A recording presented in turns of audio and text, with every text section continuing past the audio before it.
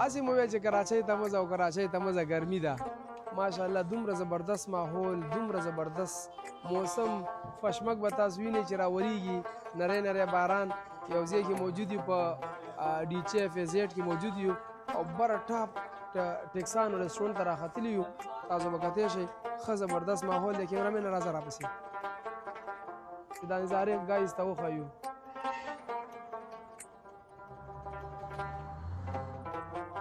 پېښور کې خو موږ د ګرمۍ نه مړه شو مسلمانه زه یم چې یو هفته مخکې راغلی وې او خلکو کراچۍ کې ګرمي ده اور ورېږي کومه دی چې اور ورېږي دلته خو بارانونه ورېږي مسلمانه